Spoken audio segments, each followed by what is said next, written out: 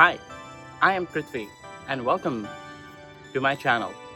Today we're going to be talking about why ads used to feel smarter. I've been watching ads since I was a kid. And it's only in the last 10 years that you can pay now to stop them. Think about how crazy that is.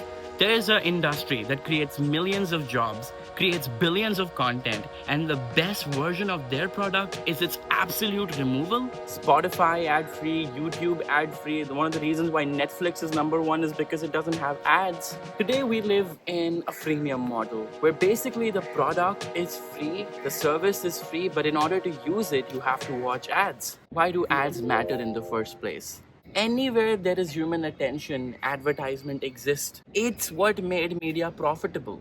And once a thing becomes profitable, of course, that's the only time it becomes scalable. सब चाहे same रहे पर अब Pepsi में और भी ज्यादा face यानी अब और इंडिया का वेदर है hottest पर यहाँ की कूलिंग है fastest. Godrej Pentacool. Also, what I find really fascinating is that it took us almost centuries to go from books to radios and only about 100 years to go from radios to AI.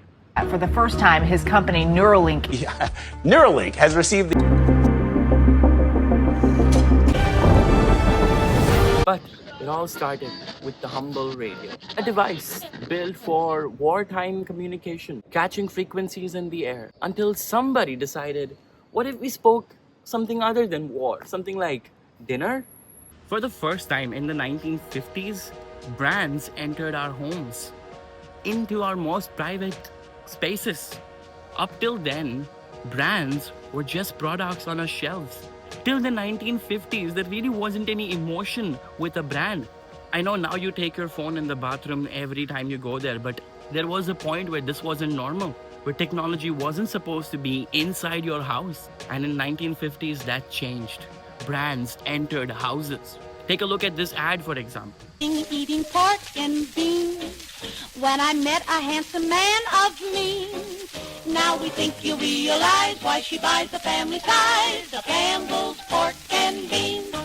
You know, this ad is supposed to be about a canned beans, but yet it's a woman talking about her evening. It's supposed to be calming. It's supposed to be filling warmth. And we're still talking about canned beans, by the way. That's the whole thing. And that's how crazy it is. This is what advertisement can do. And once that formula worked, everybody copied it. They realized that they're not selling products anymore. They're selling feelings. They're selling emotions. They're selling a lifestyle. Advertisement became a way to differentiate the product without actually changing the product.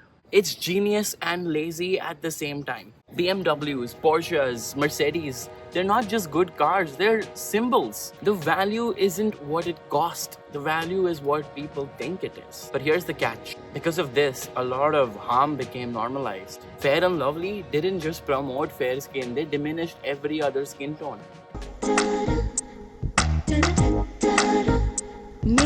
In comes Siddharth, left arm round the wicket and Bob drives straight. In comes Rahul to bowl to Suresh and she's cleared out. Doesn't appeal for leg before. No response from Steve Buckner.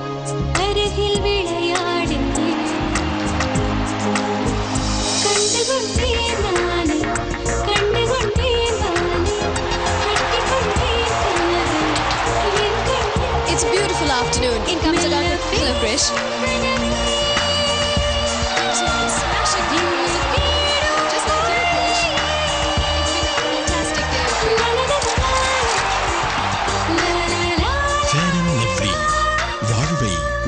This job is about commentary, a job where the biggest skill is how you describe a moment. Your skill set is your words, and yet the #1 thing that they love about her in this job is how she looks. I get the fact that this ad is like from a different time, but even 20 years ago, commentary still meant commentary. It's not like we changed that word. You know, they advertised Tang as a healthy drink, an actual alternative to orange. You know, it has so much sugar in it that anybody over 30 drinks it will immediately get diabetes. And diabetes is such a bad disease, it's had the word BT in it. But yeah, sorry, back to normalizing harm. You know, they did it casually, not aggressively. We let children watch this ad. It's not we, I was a child back then.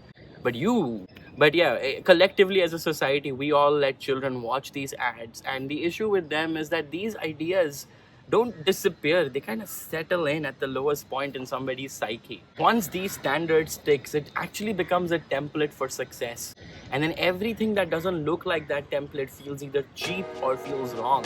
But you know how they say, like, one man's utopia is another man's nightmare. And this is where it brings us to where we are today. At a certain point, luxury stopped being about what you own and it started being about what you pay attention to. And there's nothing more luxurious than controlling your attention. And that's why ads don't feel smart anymore. Now I have to do this. Thank you so much. Please subscribe to the channel. I don't know if you guys hit the subscribe button. It's gonna be even better. Please subscribe. Thank you so much for watching.